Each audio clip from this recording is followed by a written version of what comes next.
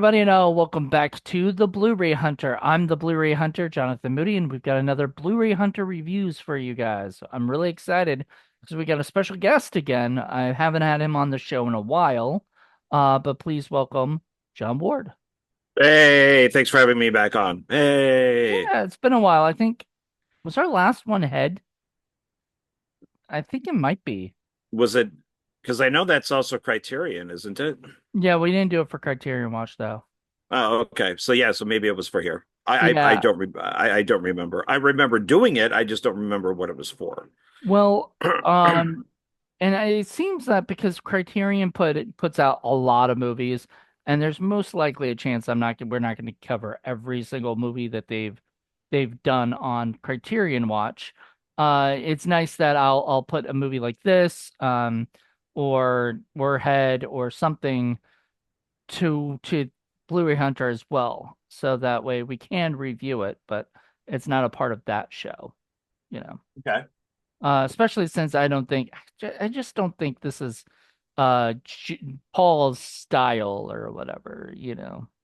So Mm, he wasn't a fan of The Graduate. I don't know if he's going to be a fan of Mother, you know. It just almost feels like The true. Graduate Part Two, like with a few of the things that they do. At least The Graduate, like homage, you know. Okay, I would have never put the two together, but all right. There's a Mrs. Henderson song that's in the movie. How Well, could yes, you? there is, which is And which is great. there's So, Marin County. There's the well, okay, so I'm gonna start this off with a negative. So I'm going to give you my review of this movie right now, and then I'm going to explain why, and we can discuss. Okay. Okay, so 1 out of 5, I give this movie a 4. It would Okay. have been a 5 because it's my favorite Albert Brooks movie. Why did I give it a 4? The constant whining throughout the entire movie. Mom, Mom, why don't you come down and see the kids? Mom, Mom. It's like fucking They say A. mother a lot in the movie. Oh my God. It's not And just I the think word that's where he mother. got the movie, like the title from, is wrote mother so many times he probably goes, oh, maybe the title should be Mother. Well, that's like not what I'm talking about, but okay. Well, I mean, there's a lot of whining, but I'm just saying that he's It, talking about his mom. He's talking, it's just Rob but Rob Morrow is the Morrow, most yeah. obnoxious character I have seen in a movie in a long time. And every time I watch the film, it reminds me. Now, I don't know, people will get upset or whatever, I don't care. So, Albert Brooks is Jewish. I'm assuming his character is Jewish. I'm assuming the family is Jewish. And it sounds very much like Rob, who plays his brother, is kind of channeling Woody Allen. And Woody Allen has never been this annoying with his whining. And it is throughout the entire movie. And it drives me I feel like nuts. Woody I Allen barely ever whines in his He's movies. I watched Annie Hall in some of his earlier movies. But that's who he is. That's part of Woody Allen. That's just who Woody Allen is. And so I'm I don't believe for a second with how hot Rob Morrow's wife is in this that she would be with him if he was a constant whiner. That there is no way that she would have met him and gone, oh my God, this guy is awesome. And he'd be like, hi, I love my mom. Oh my God. He's such a mama's boy, but she calls him out on it. She She does. does, but he's still whines in it. Like he's like, And I'm not a mama's boy. I'm not a mama's boy. It's so obnoxious, especially when we all know who Albert Brooks' brother is, who's Super Dave Osborne, Hmm. who is like 6 foot something. A guy who has a very deep voice.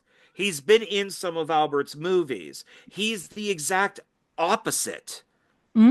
of I think that how was his the brother point. is shown in this. I don't know why, and really watching it for detail like I do with these reviews, The whining was really getting on my nerves, and I really wish that somebody, not just a mama's boy, but Debbie Reynolds or somebody's character would bring up the whining because he sounds like an 8-year old. And it is so I think that annoying was the that point. I think that was the point of the movie. there is no way. I mean, I cannot understand how Albert Brooks, with how talented he is, would find that a good idea. But And you I know, think it's a massive misstep. I don't think so. I think it shows the contrast between the two guys. Uh, you know, the biggest thing with this movie is that uh he can't write, like he's blocked with his writing. He can't seem to figure out what to write, right? Everybody seems to be getting on him about his writing, saying he should, he's not as good as Stephen King or whatever, but like, few are, you know what I mean? So like, there's Well, that. yeah, his brother's wife says that, Yeah. which is funny and messed up at the Right. same time. Exactly. So and so there's a lot of this stuff, and so he's feeling like there's this issue, like he can't have a good marriage. There's like there's something blocked inside him, right? Well, it's No, hold not the on, let me writing; finish. Let me it's finish. the women. Let me finish. Let me finish. So he goes off and tries his experiment with his mom, and it pisses off his brother because his brother, who he asks, like, "Do you talk to your mom? Does mom like you?" and stuff. Of course, mom likes me. But you see how much of a child the agent is. Like, he still plays with baseball cards. He or whatever. Tries to sell baseball cards and stuff like that. Well, He's he still a collects them child. because he's a Yeah, sports agent. right. But But I think that you're leaving out a major thing, which is the women. That's why he goes up. It's not because he goes up because of his writing. He right. goes up to spend time with his mother because he believes that his mother is part of the problem, Right. and that But it's it's also the writing. There's also that bit of this writing because at the end, he's still trying to figure out what his next book is, and stuff and things like that. Like even though he says he'll take 2 weeks off to be happy about his big, experiment working and stuff, and everything. We'll get to all that, later, but it a lot of it has to do with himself, like as his career, his relationships with the women, all of this stuff. And this is his therapy, right?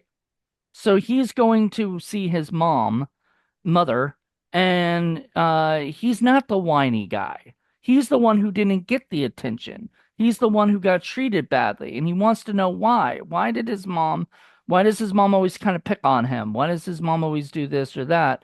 And when you see both sides, like the son who did get all the attention and everything, and now he's jealous of the other brother getting all the attention, and he wants it back, and he becomes like he by the way, his reverts name is back to his John. child. Which one? Which one's John? That's Albert Brooks is John. Albert Brooks is John Henderson, and then the brother is Whiny McGee. yeah, what's the brother's name? Yeah, so John Henderson, and we know Henderson because the Mrs. Well, Henderson. the film begins with him and his soon-to-be, I guess, like ex-wife at the Jeff is the lawyer's guy's name. office. Yeah, Yeah. and then And there's a funny line in there where he says, she's divorcing me. She has nothing, nothing against the land. Which is great Albert Brooks. And then we see him get home and he's rearranging the living room that has one chair in it because she came with all the great furniture. well, because he said that too. He said that line too, where he said, she came with the furniture or whatever. She Yeah, came with and so great she furniture. left him like a chair and a table basically Yeah. for the phone, and he keeps moving it, which is a great opening credit sequence of him just moving the Well, chair in a also, circle. so you watched Defending Your Life with, and we reviewed that for Criterion Watch, which was great. What I noticed was this very similar opening where it was a funny scene to begin with to get to know who the Albert Brooks's character is, and then we see him driving, and then there's credits while he's driving, and I was like, oh, that's a is that a theme? Is that a thing he does? Like starts off with some kind of like scene with them and then he drives to what you know what I mean? Like you don't it would seem to be a I don't know, something similar. I don't know. Maybe not, maybe so. I don't know. I don't know. I didn't notice that. So it's I mean at the beginning of Lost in America, I believe he's at a party at his work Hmm. and and then that I think I don't know if he drives home, but I think that cuts to him being at home Okay. because it's I Anyway. think it's like his retirement party, something like that. But uh so this film, so I'll say this film means, minus the whining, really means something to me. His character name is John. He's a writer. I like to consider myself to be a writer. My grandmother loves Debbie Reynolds beyond Hmm. belief. And my grandmother is the Debbie Reynolds character. She is the um, what would the neighbors think type of person. So if you Hmm. go out and you're playing your music a little too loud, she will come out and say, turn it down. What will the neighbors think? And it's all about what the neighbors would think. And Um, there's that scene where he's yelling at his brother and everything, and he says, "What if we are lovers and stuff?" And she sees the neighbor. yeah, She's like, no, no, no, stop, stop. We don't. What will the neighbors think? What will yeah, that neighbor think? I get that. Yeah, that's kind of yeah, funny. and it's the I don't know if you looked for it or not, but when they're leaving the canyon Hmm. in the car together, that's Madrone Canyon, and that's the canyon. That's where my film company comes from, Dark Park Films. You could see in the background the Dark Park. Nice. And it's nicknamed the Dark Park because it's completely covered by trees. Right. So when somebody said, I'm going to the dark park, we knew what they meant. Right. And it was all dirt and leaves Why do and people go wood to the dark and park? metal. Make Just out or something? Or no, it's just a place to hang out. I mean, I guess you could make out there too, but it's the entrance. So I went to Redwood High School, which is like the same high school that like Robert Englund went to, Robin Williams, and it's a very well-known high school, kind of like the Beverly Hills, high school, Beverly Hills 90210 high school to LA. Redwood High School would be to Marin County. And it would take me at least, because I lived up on the hill with three of my friends, 30 minutes to get from the high school to the dark park. okay, Across from the dark park is a restaurant called the Lark Creek Inn, which they do you you see it see as him they go go by. by. Yeah. That used to be a brothel. That was a Okay. whorehouse back in the day, and then that got closed down and they turned it into a restaurant. But if you go through the entrance into Madrone Canyon, as you go up in that canyon, Huey Lewis used to live in there, Janis Joplin used to live in there. As you get higher, Steve Perry used to live there. I don't know if he still does or not, but his girlfriend Sherry from the Oh Sherry video Mm. would pick me and my friends up in her Jeep and would drive us. If she saw us, she would drive us up to Steve Perry's house. And E- Every time I hear Steve Perry's name, I think of basketball. Where you ever seen basketball with Trey Parker and Matt Stone? yes, but I don't remember a Steve Okay, Perry well, reference. there's a line where he's trying to psych him out from from shooting the ball or whatever. Steve Perry, and just like I, I don't know. Every time I think of Steve Perry's name, I want to yell Steve Perry. I probably should I never meet him. If yeah, he's probably not. So, but he lived on the third street from the top. We were on the second, and right. then there was the very top, and we could see down into his place from Oh, our nice. house. And he used to have parties. And one day, my mother came home with Your a mother. guitar that was mother what that was broken in half, and she goes, "Oh, I found this outside Steve Perry's house." And I went, "Oh my God, that's Sammy Hagar's guitar." Wow. And I It's told her so to weird keep to say it. like, oh, this is. I found this outside of Steve Perry's house. Like, oh, like our neighbor Steve Perry, like such a Yeah, I weird mean, thing, it's a way. very well-known canyon, and and so it was great for me to see them driving out because, of course, I played this for my grandmother, and she loved it that they were leaving. She's like, "Oh, Debbie Reynolds is leaving the canyon," and so she was very excited about that. And they go to which, so none of the locations in this movie make sense. Like you can't get from that canyon entrance or exit to where they went to the grocery store in Right, Tiburon. You would have to hop onto the freeway. You would have to go a good, I don't know, 10 miles or something, right. get off the freeway and drive all the way It's down not as to the easy as it bay. made it look, right? And stuff, Yeah, but so none of the locations make sense in this film, but that's fine with me because all the locations that he goes to, I've been to.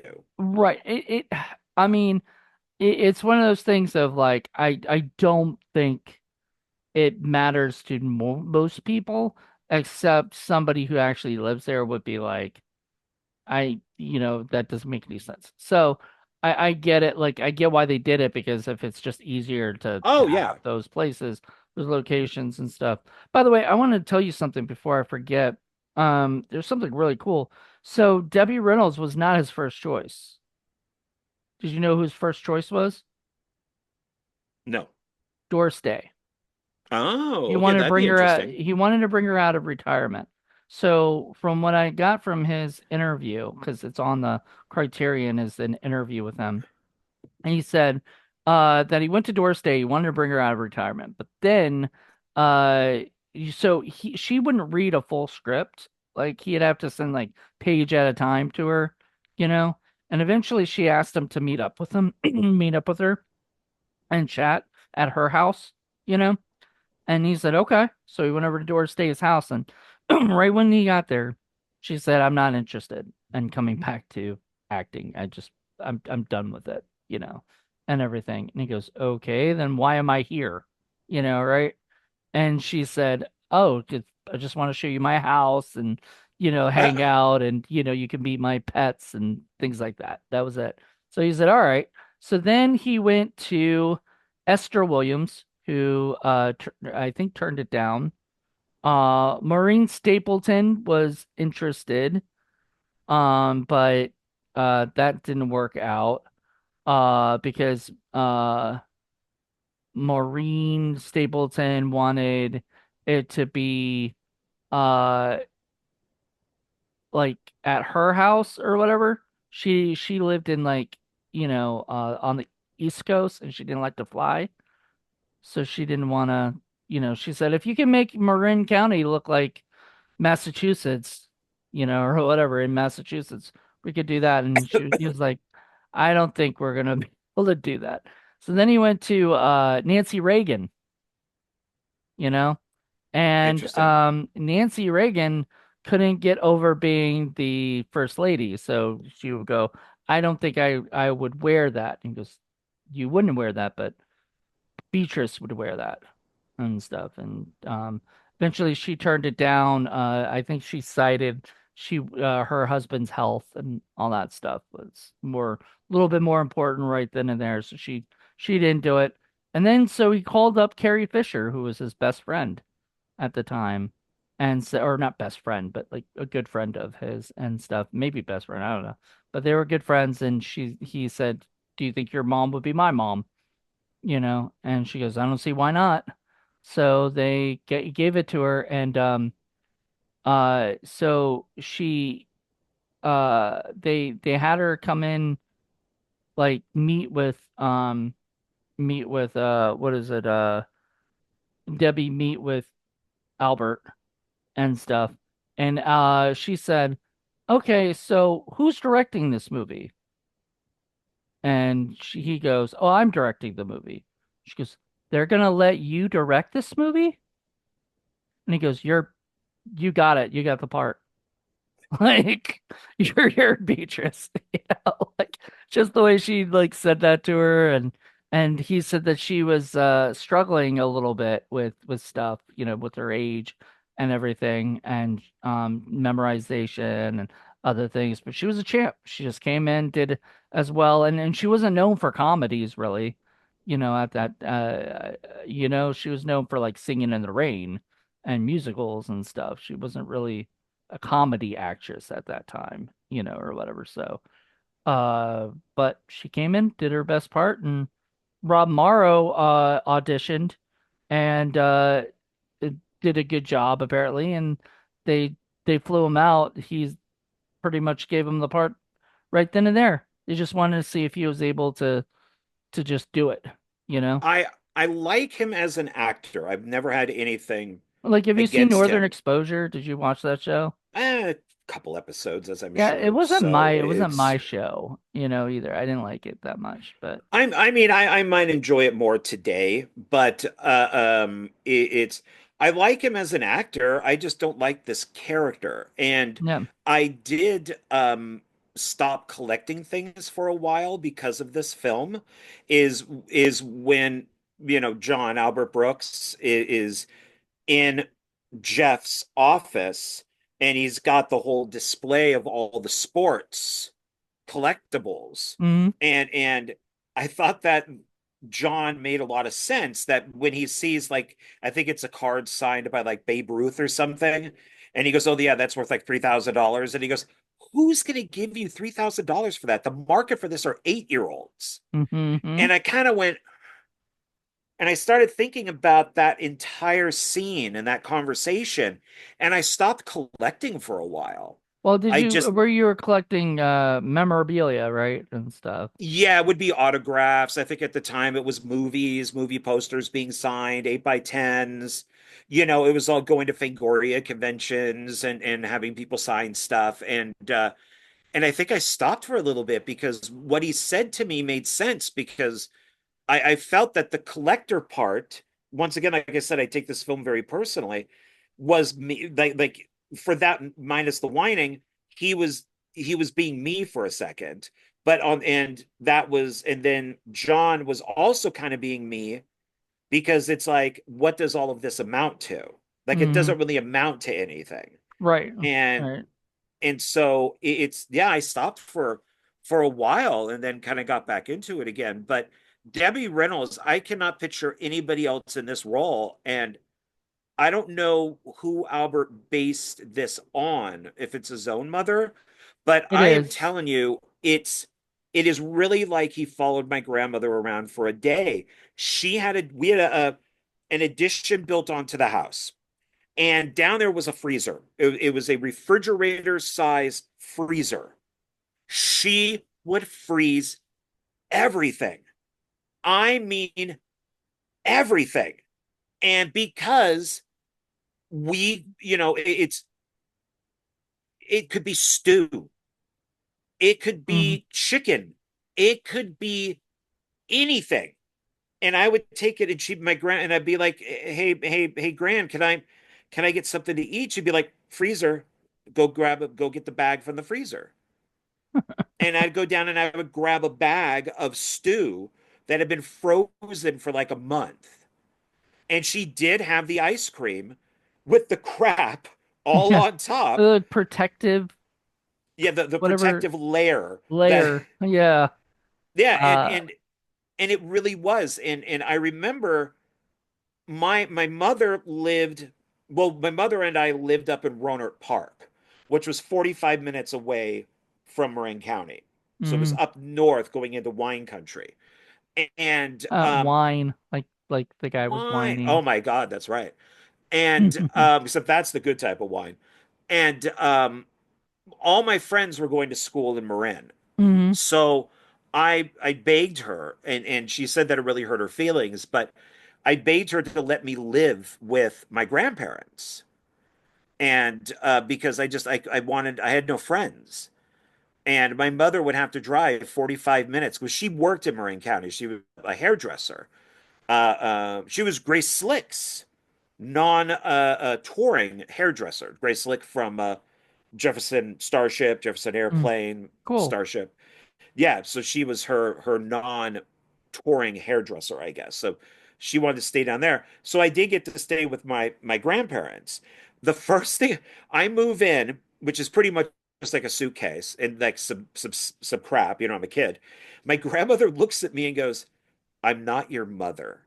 I am not going to treat you like your mother would." And she gave me this big speech about you're on your own. Hmm. I am not your mother. I am your grandmother.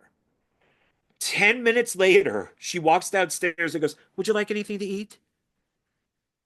And Hmm. it was Debbie Reynolds. It really was with the whole thing of, "Would you like some cheese? Would you like some lettuce?" That big block of cheese that she Oh just my slams God, on that the block ground. of cheese is awesome. Uh, And it's so that's why I just wish he had gone.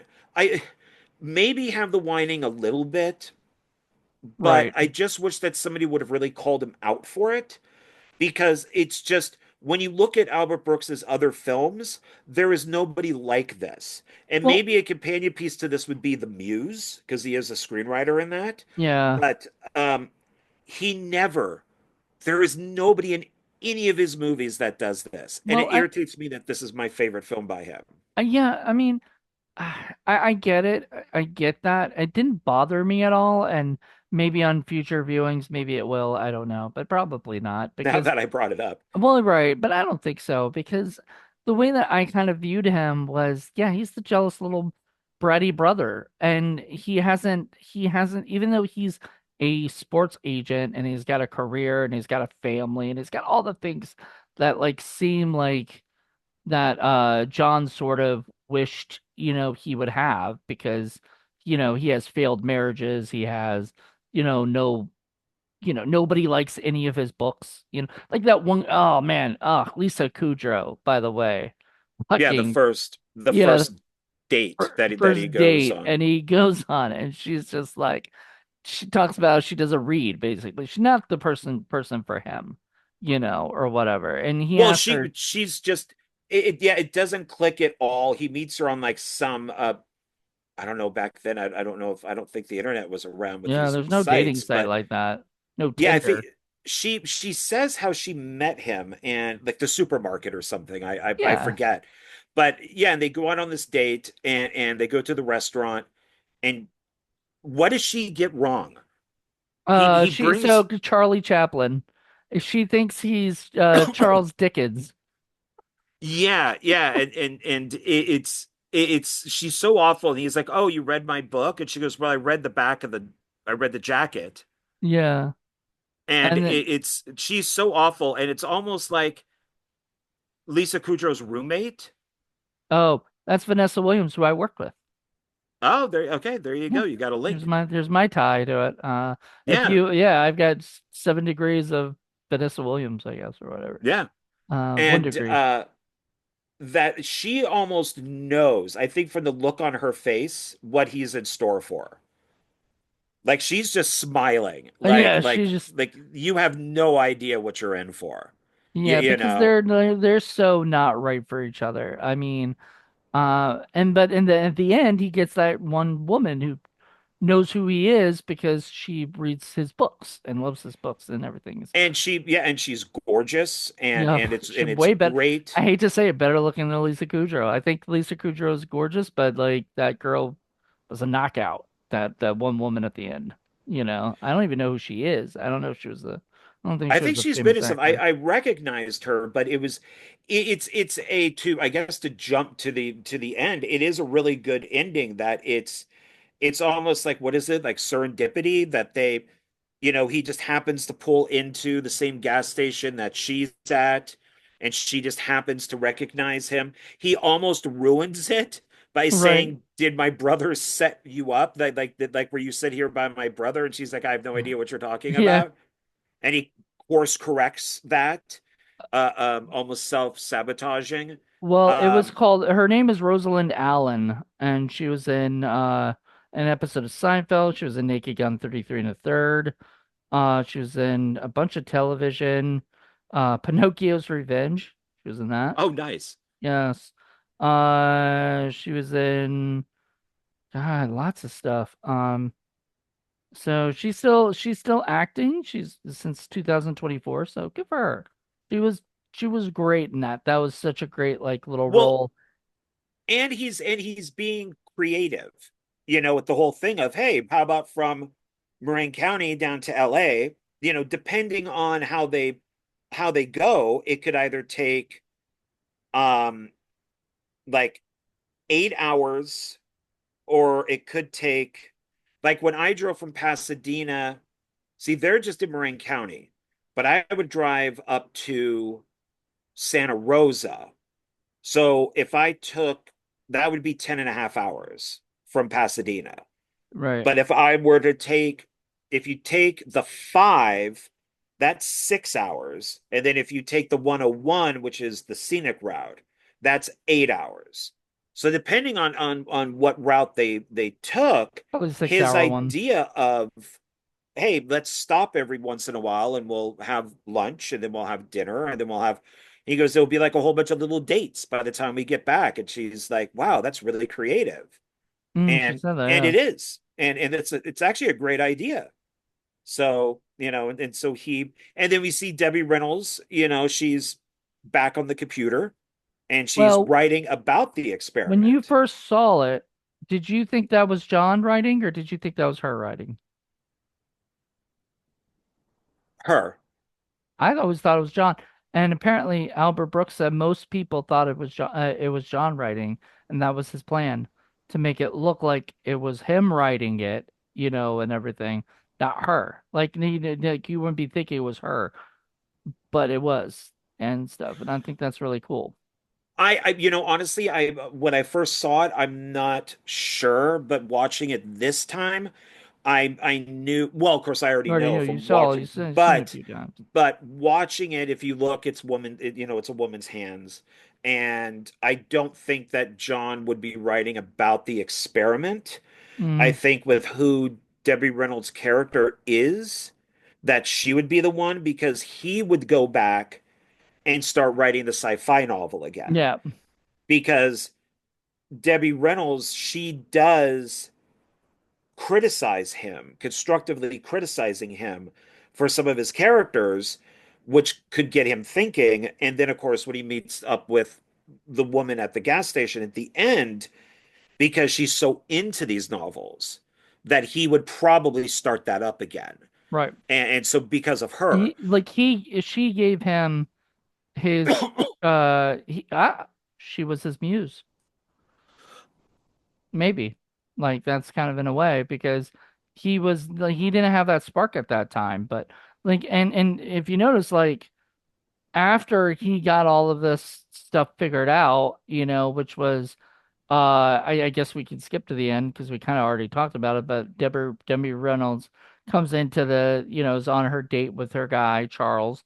She comes back in and sees John has been going through all her stuff and her writing and everything, and she gets furious, you know, and she doesn't want him looking at that stuff because she threw that away because that's what her husband wanted her to do, so that she could raise the kids and not, which, by the way, um, so that didn't happen necessarily to Albert Brooks, but Albert Brooks did talk about how he kind of believed that his mother uh gave up acting and gave up all this stuff because that's how he met his father was acting, in a show and everything. So whenever she would sing and in front of people, she would light up, but she was one of those people who uh tended to uh it was like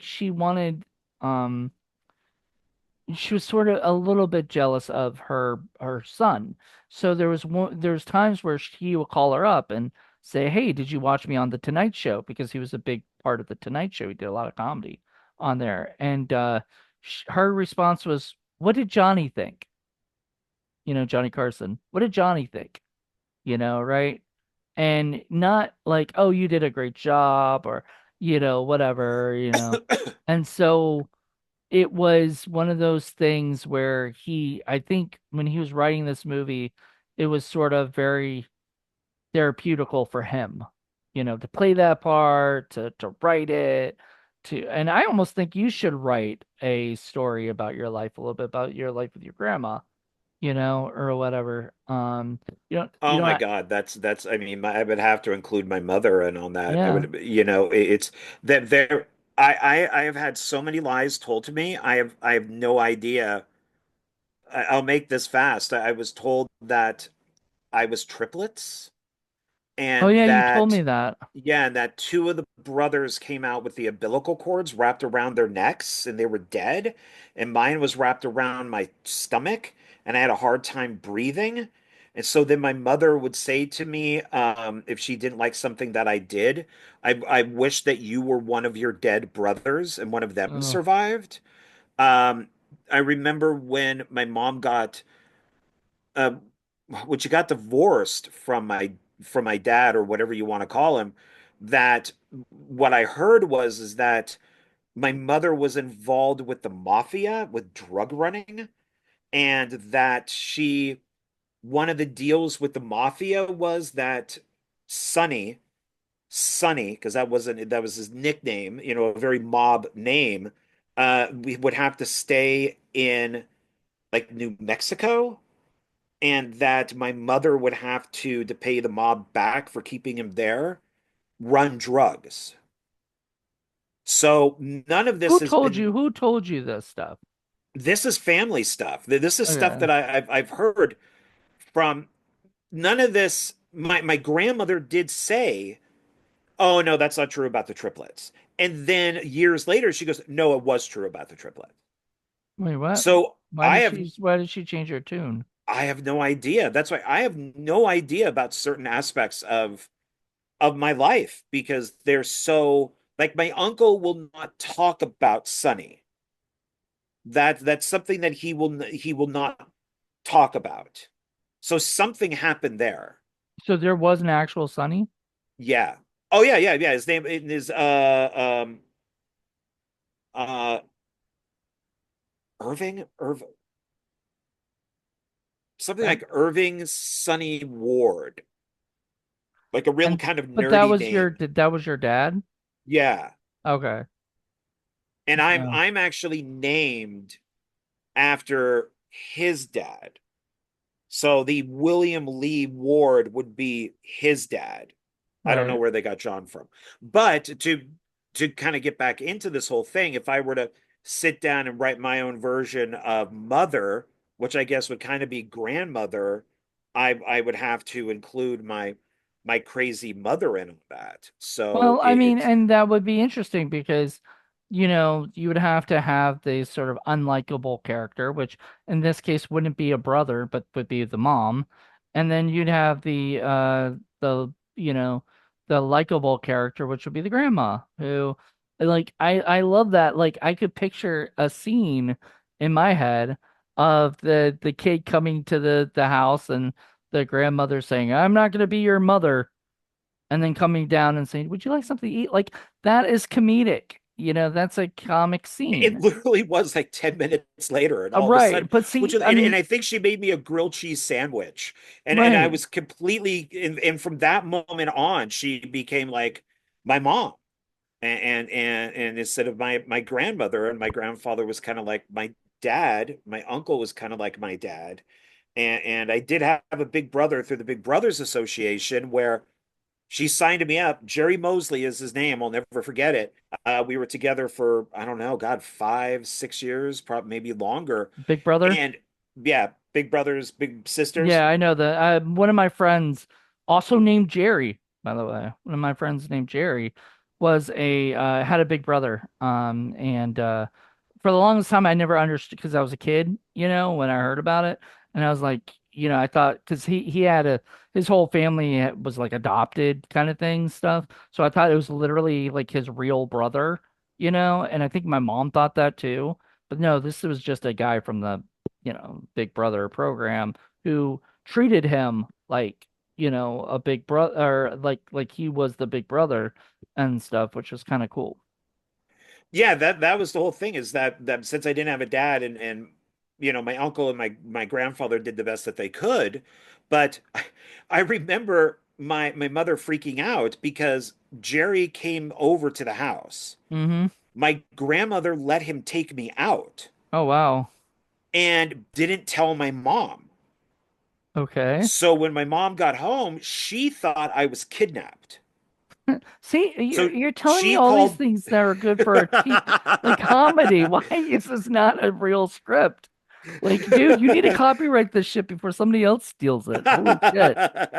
Yeah, I remember Jerry dropping me off, and my mother is like in hysterics, and the police are there because they think that this guy has kidnapped me. And my mother's like, no, he said he was for the like she didn't look at his ID or anything. He's like, yeah, I'm Jerry, I'm for the Big Brother Association. I'm here to pick up John.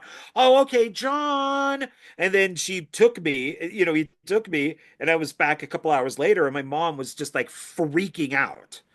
So Um, it's my grandma was awesome. Like I had two grandmas. One grandma passed away when I was like young, like 7 or 8. The other grandma lived a lot a good longer. And I would go down to Florida to visit her. And my parents would usually go down to Florida to do stuff with my aunt, sometimes work. They had things to do, whatever. I don't really know, and I don't really ask questions. I just, as a kid, you just go, "Oh man, I wanted to go play on the beach," right?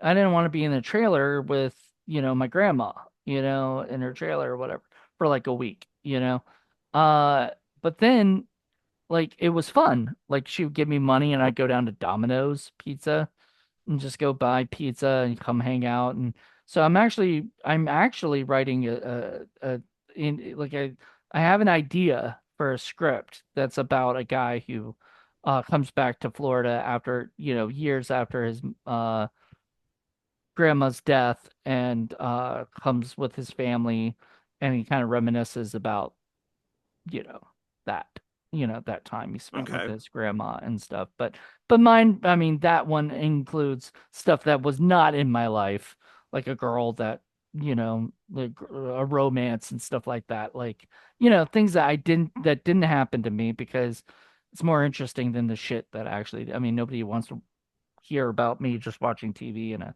trailer park, Like, you know what I mean? Like, there's gotta be some more interesting shit. Unfortunately, my life was not that interesting. But I I can, did live in a trailer park for 5 years. I was white wow. trash for 5 years, so I'm allowed to tell people, that they're white trash, and get away with it because I was white trash. I don't say that. I don't call people that because Oh, I do. I like all my friends who live in trailers. I still like people who live in trailers. Like, good for you, man. That's your home, and you can take your home wherever you want to. You Yeah, know, well, that was the when I lived in Roanoke Park. So I nice, wanted to double check on stuff because that's I wanted to look at the locations for Mother. So yeah, so Mother was filmed on location in and around Sausalito, Green Bay, Tiburon, and California. Beatrice's house and street, that was shot in Studio City. nice. So when they go in, yeah, so none of these places you could get to easily from leaving Madrone Canyon, which is funny. But I have been to all of these places many, many, many, many, many times, and including the supermarket that he goes to, kind of like the Trader Joe's type looking place. I've been there. And yeah, the mall that he goes to, that I'm not 100% sure where that is. Maybe, I mean, Right. that could be LA. I don't know. Oh, you mean But the one that has this scene in it? yeah, I'm not 100% sure where that is because I thought he was that's gonna hit on the girl, man. I'm just kind of sad he didn't say something that the lady who was running that place was pretty cute. no, he's just trying to embarrass his mom because she kept embarrassing him by telling him every single thing, Right. about his life, which is embarrassing. So It is that's embarrassing, yeah. I want to point out something. So I'm looking at goofs from IMDb. The original baseball card that Jeff tells John is worth $50,000 clearly has the words reprint series visible on the back, which means it wouldn't be worth more than $1 in 1996. It's so funny that like I mean, I guess you could say, "Oh, this is whatever," but oops, they made the mistake of showing off the back. Um, John is driving out of San Francisco over the Golden Gate Bridge, supposedly in the evening. However, traffic is heavy going in, while outbound traffic is light, indicating that's actually the morning commute. So I guess they did day for night, morning for night, or whatever. Yeah, Rob, because morning traffic. Well, actually, it'd be bad traffic both ways. It'd be bad, because you got to deal with the Golden Gate Bridge. Rob Morrow's hairstyle changes slightly between shots when he visits his mother. When he appears outside the house after storming out, followed an argument with his brother, his bangs are longer and up, whereas in the previous shots they were shorter and down on his forehead. Things like that. Like I don't know who does these things. I mean, maybe Paul, because Paul's the only person I know that like sees all this shit and is just like, "Oh, why is there that in the background?" I'm like, because that's what the house would look like.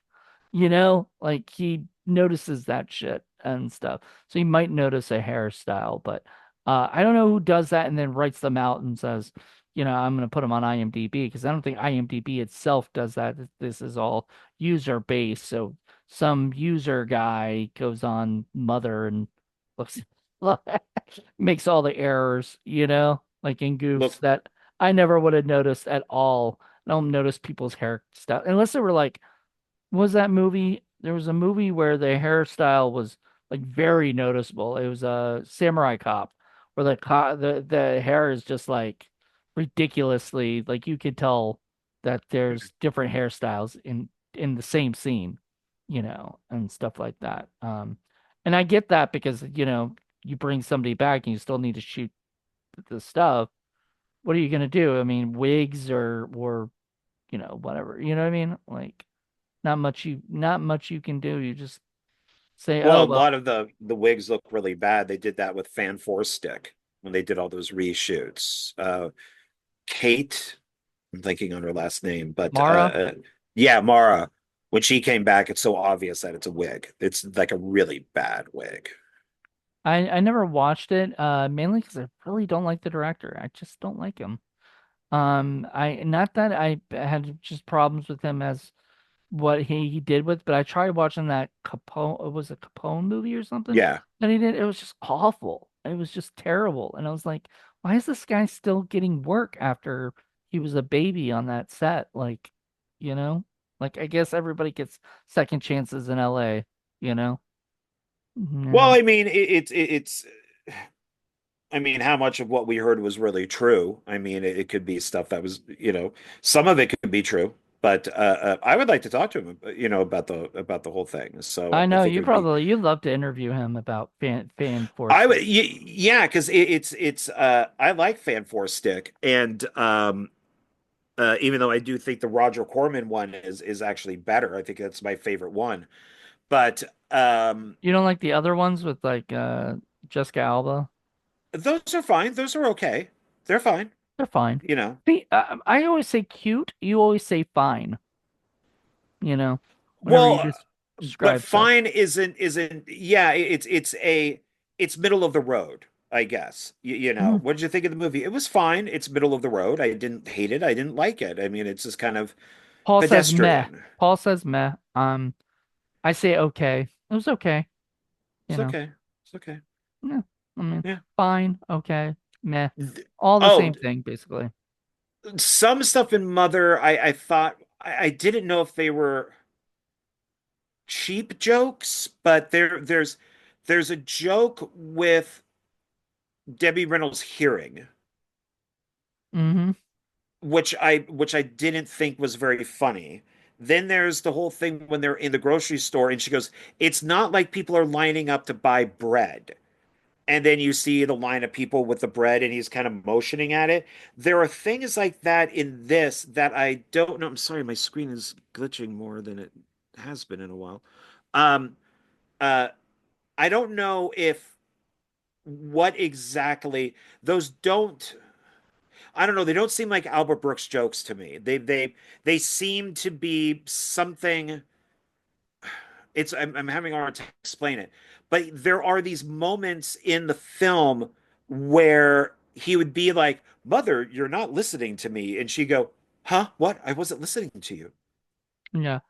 And I'm Um, like, there's another writer in this, right? There's a co-writer.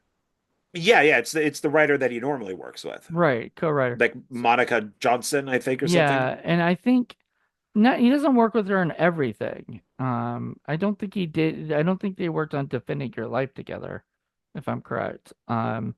But I noticed that maybe that might be her lines. That might be jokes she put in, you know, and stuff. So I don't know. I can't. Nobody will Yeah, know because Albert Brooks probably won't ever talk to us, and you know, well, I wonder if there are ways to end the scene, like there is it's like a witty little thing for them to then cut to the next shot or go to the next scene, like you know, and so even though those don't bother me, but I did notice that it's kind of like, oh, they're not very witty Albert Brooks stuff. right? So I'm like, huh, did he really do these? Are these really his? Because they just seem so pedestrian.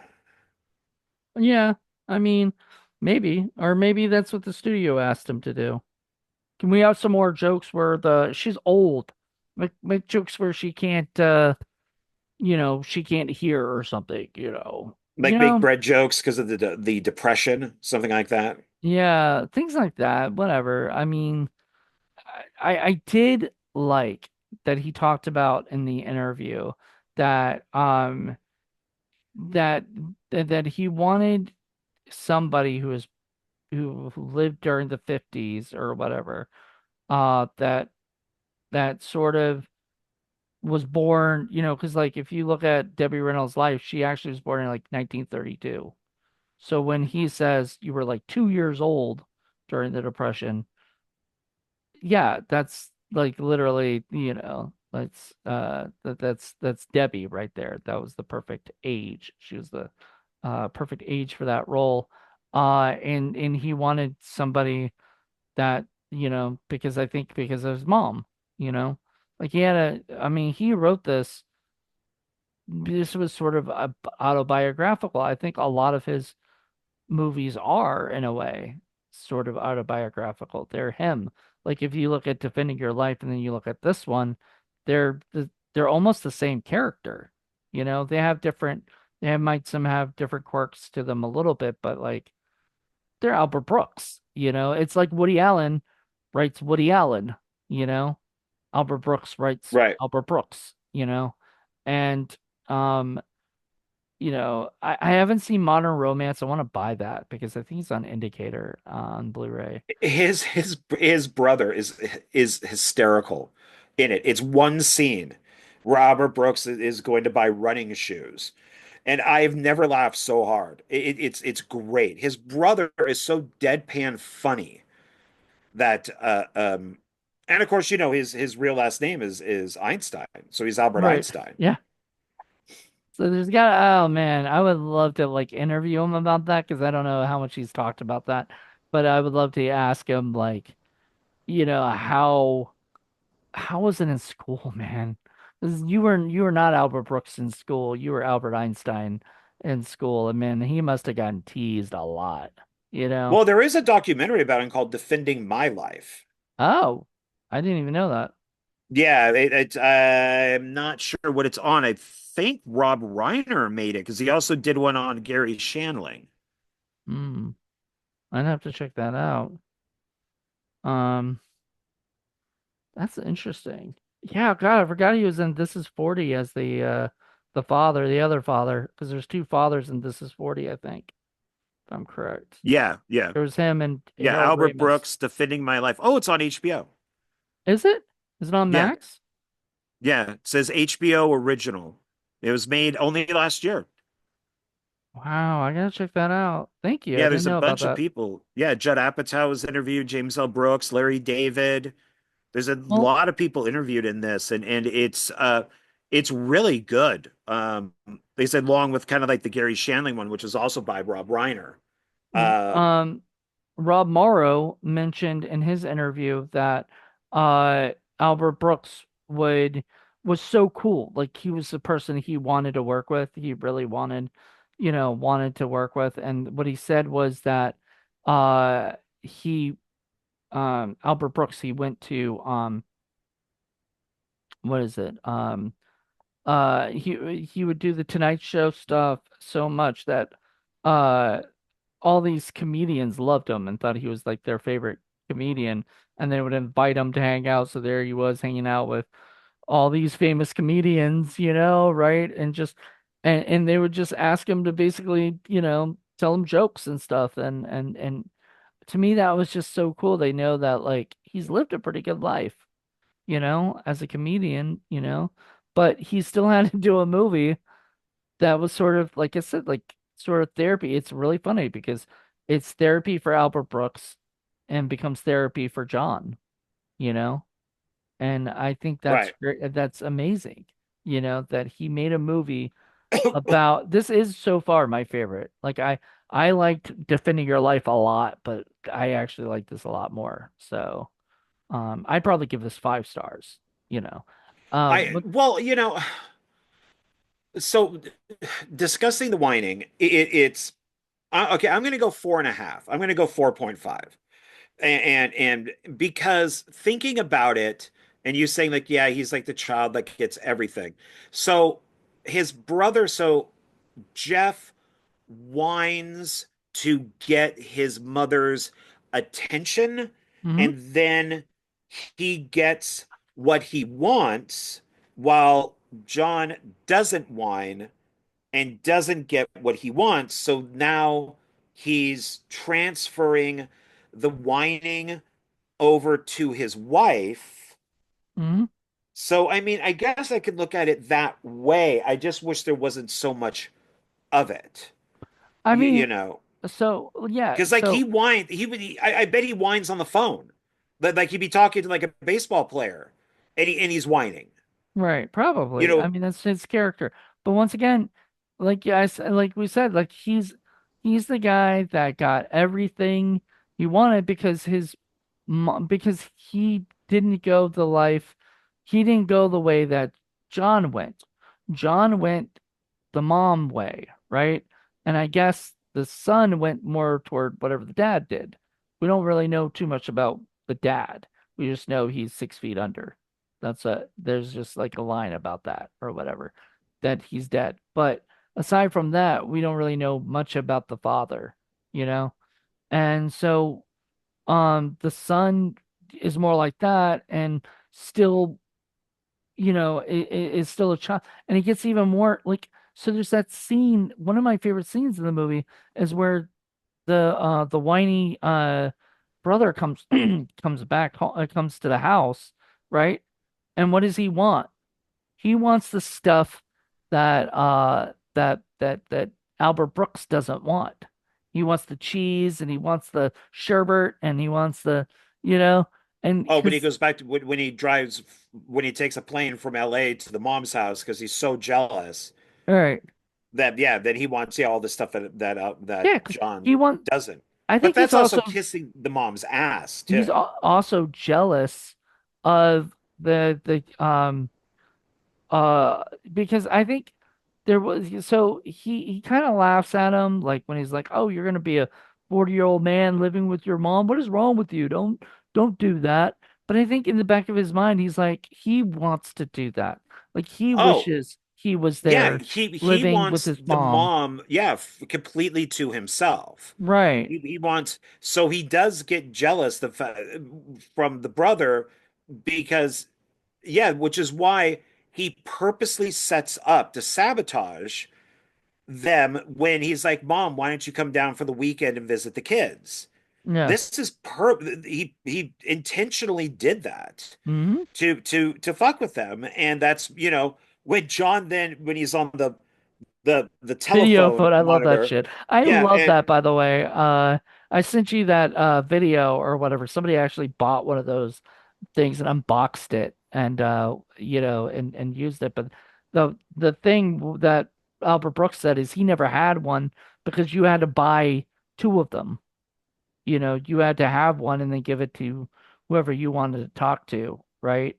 Unless they already had one, but most likely they didn't. So you'd have to buy two, give it to your mom, give it to whatever, and he got them for free or whatever his character got them for free. So he didn't mind giving it to his brother, you know, whose brother's never going to use, you know. But I thought that was so funny. I thought that was a funny stuff. And I love the fact that there was a video chatting. You know, of course, it's much better now with Zoom and us on our phones, Well, you know. and it shows that John may know more about his mother than the brother does, because he's just like, look how old she is. She's not going to be able to do this, and she Can't even do can't. call waiting, you know. Yeah, she can't. And the brother, Jeff is well, of course she can. Of course she can.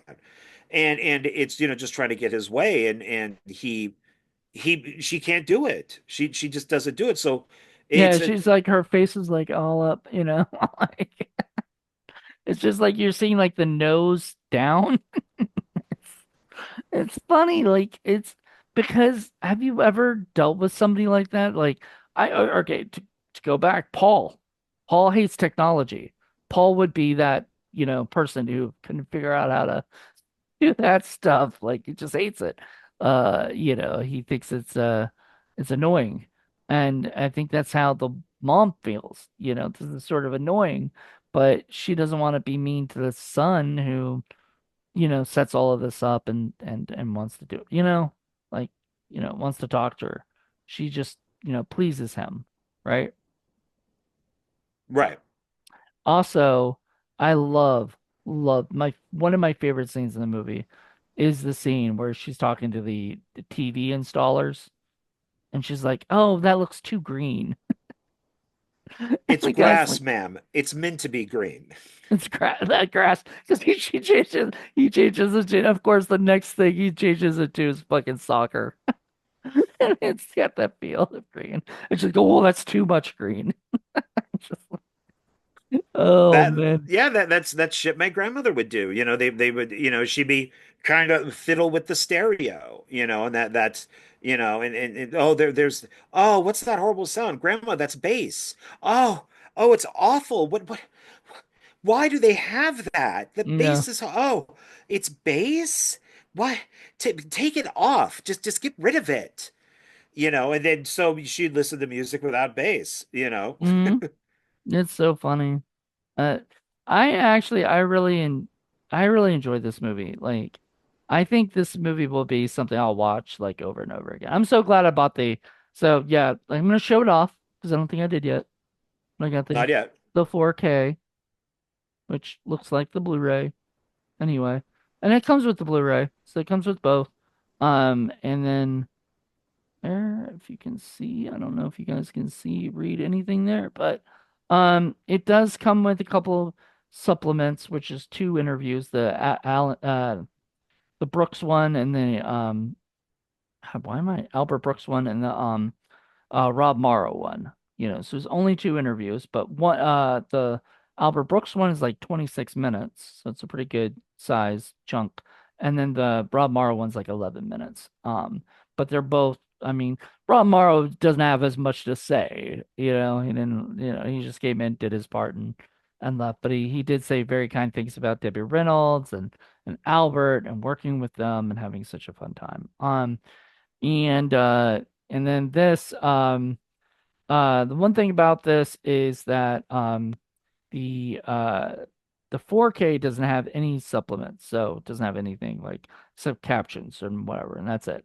And then the Blu-ray is the one that has all the supplements and everything. So I got kind of disappointed by that because, then you have to change it over to watch the extra special features. And I think it's because the 4K takes so much of the disc up, whatever. But anyway, it's a very good. I mean, does this need a 4K? Not necessarily, but I would buy this. I would spend $5 extra for the 4K over just buying the Blu-ray.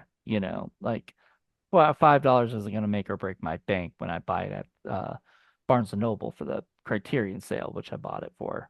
Um, But I would suggest for you, since you don't have a 4K player, just buy, unless you really want it in 4K, I would say buy it on Blu-ray. Because it comes in Blu-ray too, and if you can find it cheaper than $20, which is what Blu-rays cost these days, honestly.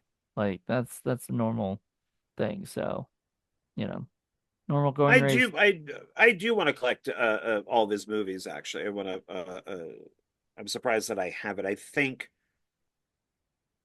Mother and maybe Defending Your Life are the only two I've ever owned. Maybe. I know I owned Mother, but I think that was on DVD. And you watched it on Pluto, right? Yeah, Pluto TV. So Yeah. could you not find it or something or what? Because you said you owned it. Or do you not own it anymore? No, no, I owned it a long time ago. Okay.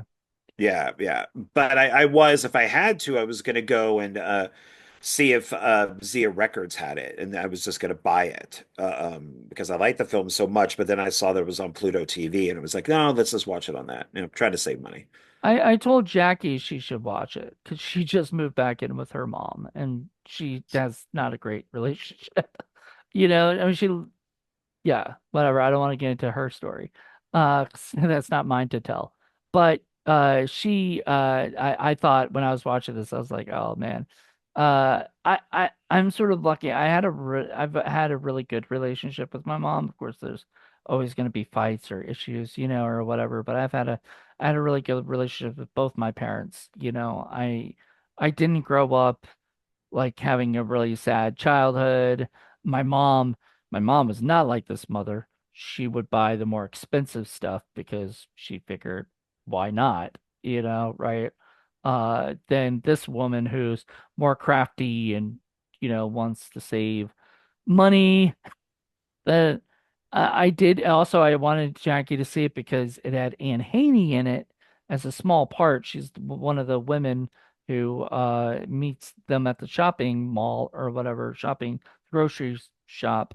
Um, but she was in like Liar Liar and Mrs. Doubtfire and those are two of Jackie's favorite movies. So I thought a movie around that time period of time, she might get a kick out of this movie. She may not. It may not be for everybody's taste, you know.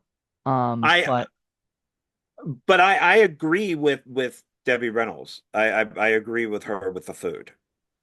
so So you wouldn't buy $10 organic, peanut butter, right?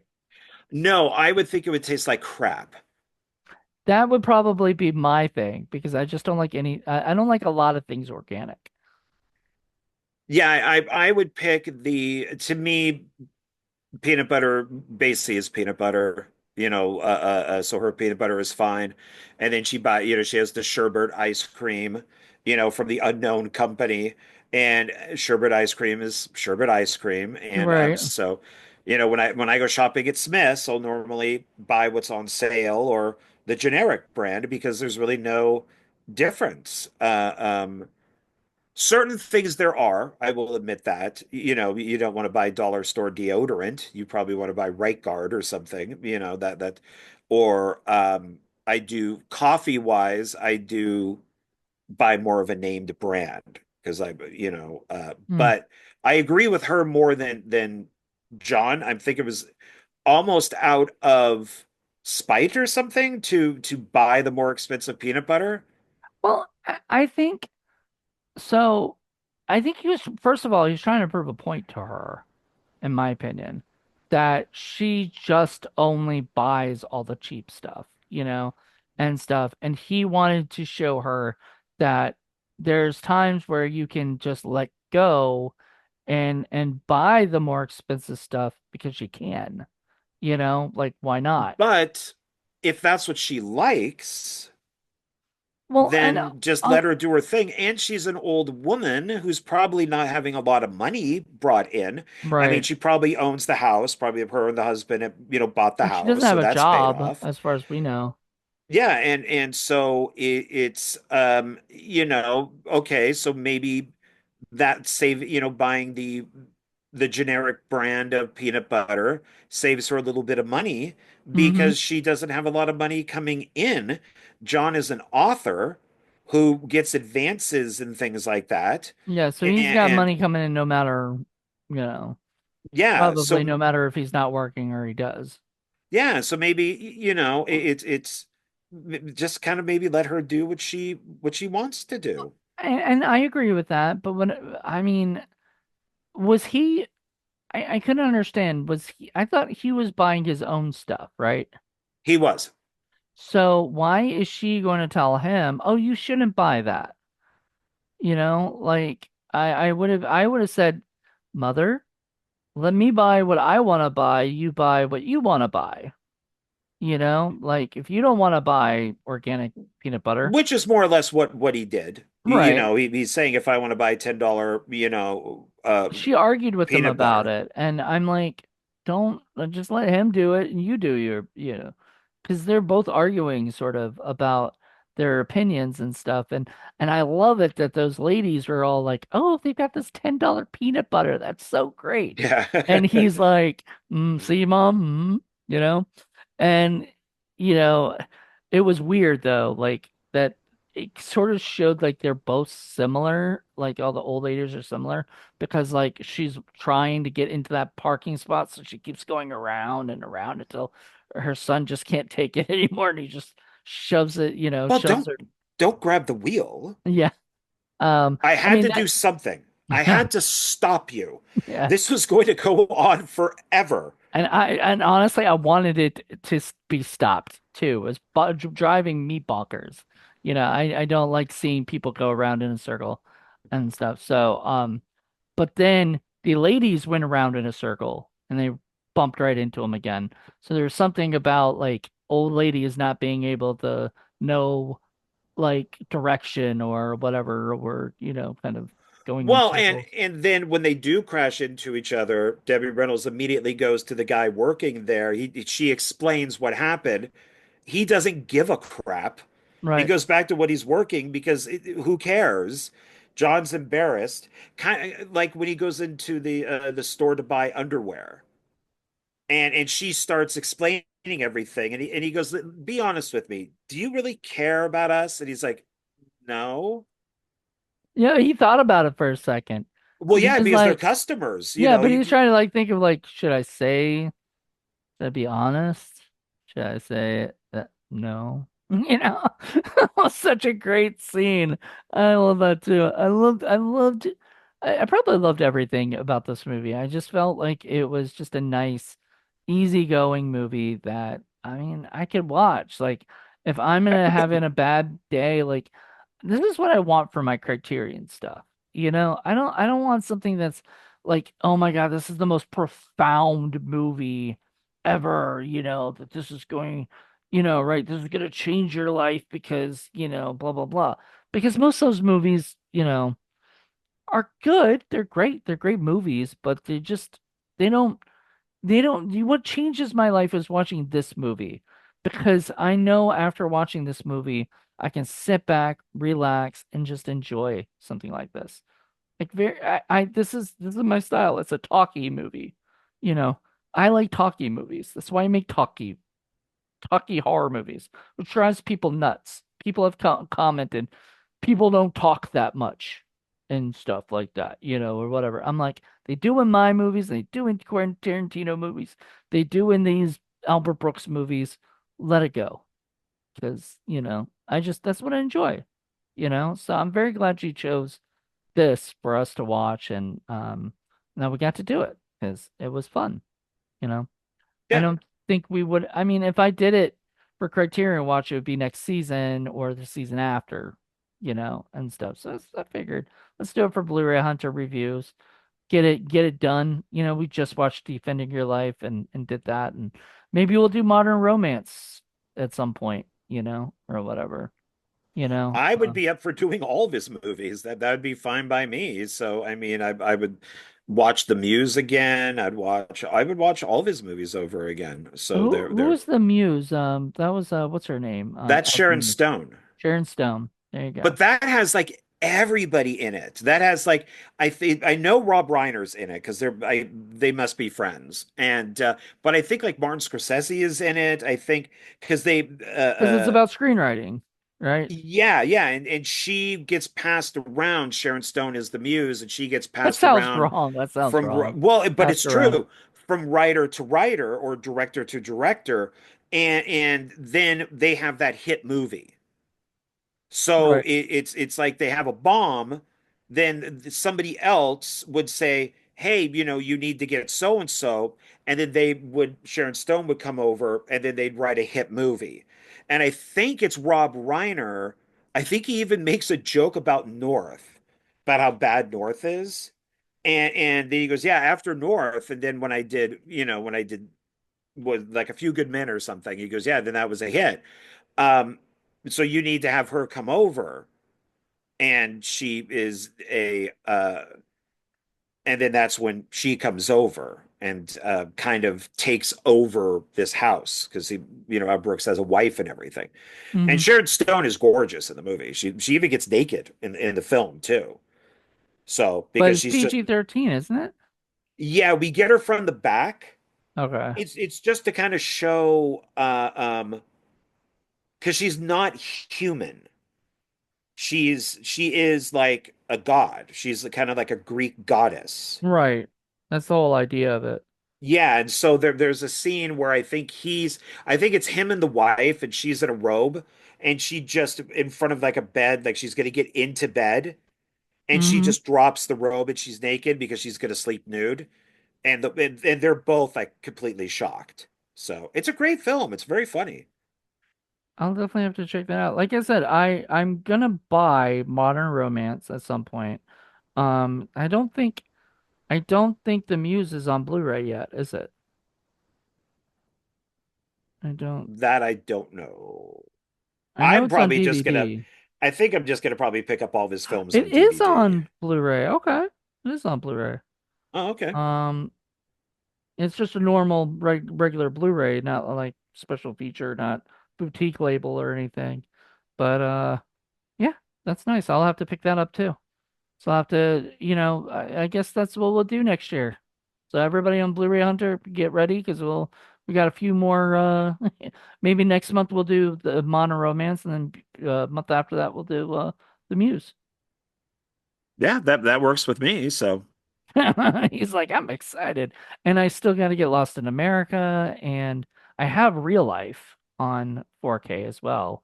But I've heard that movie wasn't that great of a movie. It's got a lot of flaws and a lot of issues with it which and one? stuff. Uh, Real Life. I think it's real. Well, it's one of his first films, but it's and you could tell he took a lot from Saturday Night Live because he was one of the writers Mm. and did the skits on Saturday Night Live. So it really is the first reality show Mhm. because they have I all think the it, giant camera heads. yeah, I think from what I've understood, this was a lot of people saw this movie, and that's where reality TV sort of like got like mockumentary kind of stuff got thought like we could make this, like wait, maybe that's why Rob Reiner is good friends with Albert Brooks because after Real Life, he did was it This is Spinal Tap, So I think, like he kind of in a way copied Albert Brooks, you know, a little bit. I mean, Maybe, a little maybe. bit. I mean, Rob Reiner, probably all those guys probably all know each other. You hang out at parties, they just run into each other, they chat. He's probably does Oh, he? a lot of these people are friends. Yeah. So I love that. I'm very much 100% big into this. I love Albert. I always thought Albert Brooks was very funny. I always loved seeing him and stuff. Um I loved Debbie Reynolds in it. I loved everybody. Lisa Kudrow was it was just so nice to see Lisa Kudrow and Vanessa Williams. When I heard her voice, I was like, wait a minute, is that yep. Melrose Place is Vanessa Williams, you know. Yeah, So I think after Lost in America, That's when he really became Albert Brooks. The stuff that was before that, which could be like real life, modern romance, I don't think he was truly 100% Albert Brooks. Um, That it's at least that's how I kind of looked at it because yeah, the first thing that I remember watching, I think I saw stuff like real life and modern romance on like Showtime or Cinemax at, back in the day, and I thought they were boring because they're listed as a comedy, but I wasn't laughing, and I wasn't laughing until later when I got older and more mature, and I understood what was going on. But I think it really was Lost in America that introduced me to him, and then I went back and watched his other stuff. And they said, "This is hilarious. This is great." I just didn't understand it when I was younger because it's right. so, you know, him him Uh-huh. him saying, she she's divorcing me. She has nothing against the land. Isn't funny, but it is funny. Right. One, it's how he says it. It's the situation, and it's she has nothing against the land. He could say she has nothing against the house or she has nothing against, the land. That's Mhm. just funny. But I think maybe to some people it wouldn't be I don't because think I that, laughed at it. I mean, I maybe I didn't really get it necessarily, but I I I laughed at the whole she came with the furniture or the she came with really good furniture or something like that, or something like that. oh, and John C. At the end. McGinley, Yeah, let's not oh forget him. fuck, we forgot him. But he's in it like for like 2 minutes, and I was very disappointed. I thought he'd be a bigger part of his a bigger part. Now, of course, he's a great actor. He's been yeah, he was a big star before, before that movie, before Mother. But he still, I'm sure he was so excited just to work with like Albert. I think is kind of like what Woody Allen was back then. Like people wanted to work with him you know? Well, that's why you need to watch the documentary because it Yes. talks to all these people, and it is and obviously Rob Reiner knew all these people because, like I said, we also did the Gary Shandling one, but it's so all these people were connected in some way. It's like Judd Apatow, and then you look at the people that came from him, like the Seth Rogans and all that, and then now Jonah Hill came in later. But then if you go backwards, there's the Adam Sandlers, and there's all these people from when he was writing and doing comedy Hmm. that you wouldn't even think about, and then you see something It's like like Funny a People. comedy family tree, thing. Like Yeah, it's just, because even like This Is Spinal Tap goes back to Laverne and Shirley. Lenny but and Squiggy were the original This Is Spinal Tap.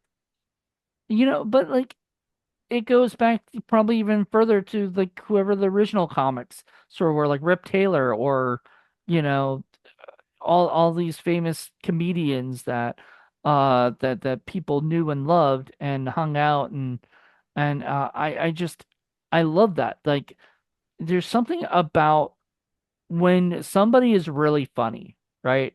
Like really funny, they they find their people, you know? They get to be friends with all these people. John Mulaney, very funny guy, worked with Judd Apatow and stuff in that movie. Crashing because he was good friends with Pete Holmes, I think. So they put him, and Pete Holmes was, a big, wrote Crashing, which is a great if you haven't seen it, it's a great TV show that Judd Apatow produced that is about a Christian comedian who's trying to get himself out there, after his breakup with his divorce, you Oh, know. okay. Yeah. No, And so I've not heard of it. So. yeah, it's really good. It's Judd Apatow for a while was so good on HBO TV. He had that show Girls, which I didn't really like. I didn't get into, but that wasn't. I don't think it was. I don't think it was made for me. Like it was just fine. But then he had Crashing. He had that show you didn't like. I don't think you didn't like Loving or I think Love. Love. Yeah, I don't think you were a big fan No, of Love. the show drove me absolutely nuts. No, Yeah. no. So, If but if they brought it back, I would not watch it. No. right, right. And that's fine. I liked it, but I didn't like it as much as I like Crashing. you know, it's really funny, just kind of like getting that's what Judd Apatow is a perfect producer, you know. Um, my friend Terry Jernigan, who's an actor, told me once, Jonathan, you're a really good producer. And I said, I don't really like producing. He goes, no, no, listen, you're really good at getting people together, you know, finding people, bringing them together, you know. That's what a good producer does, you know, gets people together, works with them, whatever, right? That's what Jen Apatow is really good at. He's really good at finding these people with their voices and bringing them all together, you know, and stuff like that. I just love that. I'm sad that Judd said at one point that he feels like his comedy and his stuff is just not going to work today. You know, like nobody will laugh at the stuff that he finds funny, you know? But we And will. we We will. would. No, no, but it's gonna all of this woke garbage nonsense is going to end, so, at some point, and you're gonna have a resurgence in, You think so? yeah. Oh yeah, all of a sudden it is just going to. Because there was that time where that like a couple comedies were coming out that were not like, it seemed like they would be sort of dated, which is like No Hard Feelings came out, and then there's that Sydney Sweeney comedy, romantic comedy thing. I forgot what it was That called. made money. Yeah, those made money anywhere but here or something like that. But those made Yeah, money, with the guy from Top Gun Maverick. Actually, she was able to do that because of Madam Web. Oddly enough, I read something with her where she she is a businesswoman, right? and so she made deals, and basically it was, if you do Madam Web, then we'll finance that romantic comedy. And she's like, okay. So she only made Madam Web to get that film made. But oh, but before I forget, did you ever see Drive with Ryan Gosling? No, I know of it. I just never watched it. It's not that I So don't want to. It's just I haven't. it is the best performance that Albert Brooks has ever given. I've heard I like you go on IMDb. That's like one of the first things on his IMDb like thing because I guess everybody loved his performance in that or something. I He don't know. is terrifying in that movie. He plays like a mob boss, and but it's more like a street mob boss, and he is very scary. And that's what I was hoping, when some of these directors get these actors, these comedians. Robin Like Williams is a good example of that. He could Adam play Sandler. scary, but he hasn't played scary. He Well, I no, I but he like had Adam that Sandler as a dramatic actor. I just don't punch think he's funny. Punch Drunk Love and was not scary necessarily, but there was some intense scenes in that He was that good in it Punch was Drunk Love. I liked him in Spanglish. I liked him. I like his serious roles. I liked him in, what was the gym? What was the one with the gyms? It was like one of his, like, Gemstone or whatever it was called, where he plays oh, like the Uncut Gems, yeah. uncut gems. I thought he was good in I that. haven't seen it. I own it on 4K from Criterion. Unfortunately, I haven't seen it because I'm a little afraid to. Not because I don't like I'm afraid of Adam Sandler or anything, but like I'm afraid because I've heard that if you already have anxiety, like period, that this movie ramps up your anxiety even more. And so it Okay. like kind of freaked me out, like thinking I don't know if I want my anxiety like, hyped up, or I whatever. have no idea about that. I mean, it's I don't think you have like anxiety like I do, but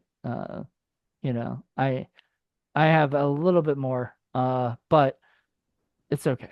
I will watch it because I've got yeah, I don't understand how movies do that to people. So I don't get that. I I just don't. It's a movie. You just turn it off. I mean, Well, it's like it's it's. so I'm doing this thing and I guess I'm gonna talk about it here since it's Blu-ray Hunter, but when my plan was since I do these rankings, my movies I watched for that month, thing that I do. It's like a little segment I do for the show. I've been trying to watch my Criterion collection, right? Just watch all the movies in my Criterion collection that I haven't seen yet, you know, and stuff. That's why when you say want to watch Mother and stuff, I'm a-okay for it because I'm like, oh shit, now I've seen that out of my Criterion, and I'm happy. But I'm trying to watch all of them before the next big sale in July, so I'm all caught up, you know. So originally I was trying to do it by the end of the year. I have way too much I haven't seen yet, you know. Like there's a lot I So haven't that watched. causes you anxiety?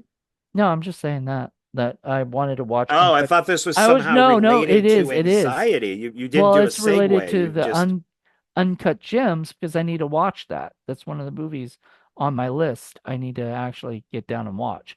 So probably in January or February, I'm going to watch it, and regardless of whether it gives me anxiety or not, and I'll it's never understand that. An ex-friend of mine sat there and said that he hopes that his claustrophobia doesn't kick in because he's going to go see that Ryan Reynolds movie Buried. And I'm like, why would your claustrophobia kick in? You're inside a movie theater. And he goes, well, you just don't get into movies. You just don't understand movies.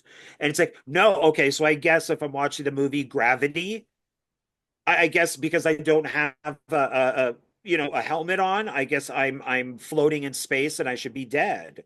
It just doesn't make sense to me. I mean, well, I I think know, but when it comes to anxiety, there's difference, because it's something that's it's a feeling that's inside of you. So like there are things that trigger certain things. So like, you know, um, sometimes it's not even like sometimes this podcast triggers anxiety. That's why I have to go to the bathroom a lot, and shit like that. Thankfully, I guess I'm getting used to it completely, which I've been doing this for way too long. I should have already been I mean, you used could to always this. just wear a diaper and pee in it. The peeing's not the problem. You could I poop in the diaper too. don't want to poop in the diaper. Babies do it and old men do it, so you could do it. I'm not an old man yet. I don't think so. I I mean, I don't know. am graying. My I think hair is graying a little bit, but should we be staying on target? I don't know. Stay on target. Stay What on target. we're pretty much done with the review, I would say. Like there's really not much else to talk about, like the movie Well, what? it So you're giving this five stars? I am yeah, I I'm think you giving it said five five. stars, 5 stars, yeah. Okay. I've changed mine from 4 to 4.5, and I'm just so that little half is just the winding that I don't like. So I know. It's tough, man, because it's it's something that triggers you. You hear the whining, you're like, ugh, I don't like it, you a know. lot of it has to do also with like when I was younger working in video stores, you would have these little kids that would come in and they haven't, their voice hasn't changed. And it would be so high pitched that I'd be like, oh my God, shut your kid up. Please take your kid outside. It is such an obnoxious, it's like fingernails on a chalkboard to me. It's like, God, just stop talking. And with Rob Morrow's character, I just can't. I'm glad that his wife called out the mother thing, but I really wish somebody just would have said, "What are you, 8 years old?" Or something. Stop whining. Why are Mommy will you be still there acting later. like this? Like you're a grown man. And Yeah, that's the thing, because he was a grown man. He was a grown man who had a family, he had kids, he had a wife, he had a job, and he still collected baseball cards. He still talked to his mother every day. There's that scene where he says, "Do you talk to mom?" He goes, "I talk to her every day." And I think you kind of see Albert Brooks go, every day? Really? yeah, Like, yeah. like he doesn't understand this because he didn't have the relationship with his mom, that the other brother had. So the other brother constantly wants that validation. He wants to feel like he can't lose that. He does not want to lose his mother to his brother, and everything. Like the way that his mother describes him to other people, saying, "Oh, my one son, has this great family, and my other son's divorced twice, and and is a failed writer, basically to her, like he, and then at the end, you come to find out it's all because she was a writer. and she gave Well, it yeah, up and she blamed him for it's everything. I mean, it's like these famous dads, Michael Jackson's dad failed. So that's why he pushed them so hard because Yeah, he had to live their life. The Brian Wilson's dad was the same thing. He was a failed musician. And so he became their manager, kind of living through them. And then, and he used to beat Brian Wilson. He used to smack him in the ear all the time to the point where he basically lost his hearing. mm-hmm, And so all of these people are, kind of like these pageant moms, mm-hmm, who put their kids through all this crap because they either failed or could never do it. right. So it's I would probably say probably the Debbie Reynolds character is a lot nicer than a lot of these people, She's sweet. I mean, and that's the but beautiful thing throughout the movie. She's very sweet, like she doesn't, if when she's even when she's mad at him, she's still very sweet, when she yells at him, it doesn't seem like she's like, I mean, she seems angry, but she doesn't seem, you know what I mean? Like it isn't harsh, to him. She's just like, you have no right to be going through my stuff. Who gives you the right to do that? That kind of well, thing. because that was all the past. Like my grandmother was a model. Hmm. And we would there were in the my grandparents' bedroom there were pictures of her as a model. My grandfather tried out for the Little Rascals, and we Nice. have up his pictures. But Was he the going for police, alfalfa? no, buckwheat. Buckwheat? Was the buckwheat the black Yes, guy? he's black. Yeah, Was that a joke? yes. Okay, so he was going for alfalfa. No, no, I have no idea what he was going for. It was Oh, it was an open you audition. freaked me out for a second. I was like, wait, is your No, father, grandfather black? Like, what? Where? What? How is this no, it was like an open possible? audition that people could go to, that people brought their kids to, and I guess it was something like the police captain's son went out and got on there. But this is before like our gang and all that. This is like really we're like, yeah, like Buckwheat was a baby, and Darla was like a little baby type of Right, thing, and so it was really early. right. But they have up his pictures from that too. So my grandmother, who obviously got, she was part of the big baby boom. So Oh right wow. after World War II, she got pregnant with my mother and my uncle. So she had to quit modeling.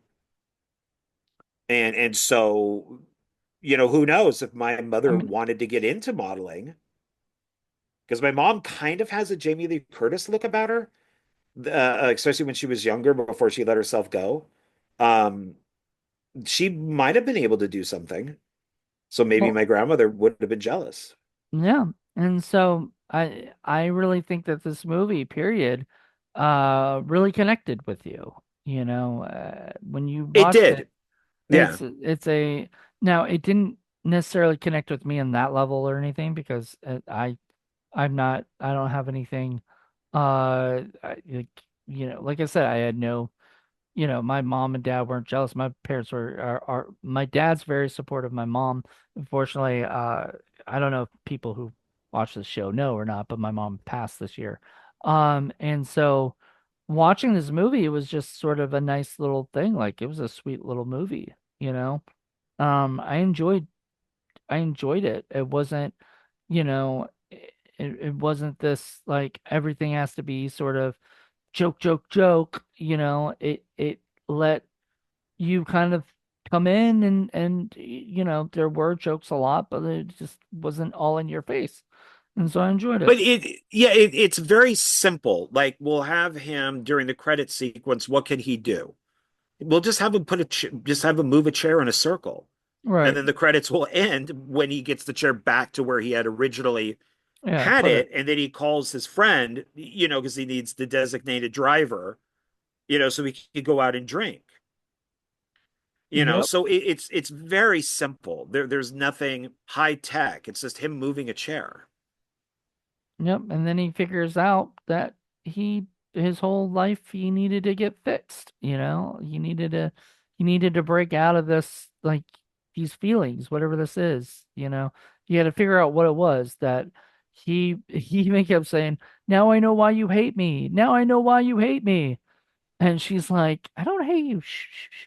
Like, she was like your grandmother, like you said, like she was worried about the neighbors, but like she was like, "I don't hate you." Shh, shh, shh. You know, like she didn't want him saying that like loudly because she didn't want people thinking she hated her son, but she didn't. You know, she just sort of resented him, Oh because yeah, he was yeah. able to do. But I don't see that was I think that was deep down, like I don't think she even realized it because she even said like, "Wow, you say it out loud like that, like now I get it," you know. But like when she never really put the thought into it, you know, like Well, that's back why I then, treated you that's the way, today is different. I mean, back then when she gave birth to them, it probably was the baby boom type of thing. Mm-hmm. And so and women would lose their jobs. They would change careers. They would, to be a mother while the husband went out and worked. It was very leave it to beaver. So it's where today it's very different. Mm-hmm. So yeah, I mean, it's so there's probably a lot of people, mothers out there who maybe wanted to be dancers or musicians, and Mm-hmm. they couldn't do it once the kid came around, and then maybe that kid did grow up to be a dancer or a musician, and they're kind of like, mm, Like fuck you, dude. okay, Like yeah, asshole. oh yeah, it's great that you could play that guitar, Edward Van Halen, but why don't you try playing it better? That you hit a wrong chord there, because the I think person, they yeah, is that I think resentful. yeah, I think that hit a wrong chord with them. Yeah, But anyway, I really like this movie. I think that if we did talk a good amount about it, I think we covered the whole movie pretty much. If you haven't seen it, we just spoiled the shit out of it, so sorry. I mean, that's kind of your fault for to keep listening. Once you start hearing spoilers, but whatever. If you have seen it, but anyway, go see it anyway because it's it's it's old. it's a It's made in great like the movie. it's made like the 90s. Oh, I know. I'm not saying we spoil it like it's a bad thing. It's just that's what we do on our show anyway. But if you have seen it, let us know what you guys think of this movie. I honestly I'm a little disappointed in the supplements and stuff. Like usually Criterion does like a lot of stuff, and it seems for the Albert Brooks movies, there's just like like a couple interviews and that's it, you know, and stuff, and they don't really there's like no commentary or anything. On the Modern Romance Blu-ray, which is put out by Indicator, there is a commentary track by a film historian and some other stuff on it too. So, I mean, I feel like you know, I wish that there were more supplements and everything, but I am glad that it's out and available for people to see and that these are the movies. And I'm guessing that some of the other movies are coming, maybe Modern Romance will come to 4K, from Criterion, you know, and stuff at some point because that seems to be what they're doing is putting out a lot of his movies, you know. So just depends on rights and other things, you know. So definitely check it out. Let us know what you guys think. If you guys really, really enjoyed this movie, also enjoy this podcast, give us a thumbs up and tell us how you guys feel and everything. And subscribe. If you're still Yeah. listening, that's great. If you're still listening, type you're still listening. So we know that So people listening or, actually or watching. watching, listening, it's all the same to me. So type, we're still watching, in the comments. Let us know you guys are still here, you know. So Thank you. yes, we appreciate it. And thank you, John. This was wonderful. Having you on to talk about your favorite Albert Brooks movie, which you demoted and from 5 stars to 4.5, you know. I'm glad I talked you into 4.5 at least, I guess the whining didn't bothered you but didn't like I hate anybody who whines. I even hate myself when I whine. I just can't stand whining, and I don't think women like men who whine. but it's So not it's like, do you watch Clerks? Dante whined. I'm not even supposed to be here today. but that's acceptable because he wasn't supposed to be there today. But then he was whining about his girlfriend, his ex-girlfriend, and all this other No, stuff. it's how it's He done in whined. the volume of it. I don't The know. the volume of it in Mother was just like I said, it's like fingernails on a chalkboard. It's so high pitched Yeah. that Well, I mean, it's I more think childish than when Rob Dante. Moreau talked, I think I think my cats ran out of the room. So I mean, I think that's how loud it was. I don't think my dog did, but yeah, I think he was sound asleep when I was watching it. He was all curled up with me. Um, but you know, um, I want to say thank you guys for checking this out. This will be out next month, this coming Monday. So I'm excited. I really appreciate you coming on. I appreciate everybody who's checked this out. Join me next week.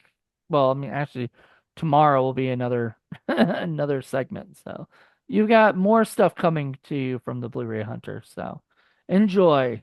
Um, and until then, everybody have a good one. Bye.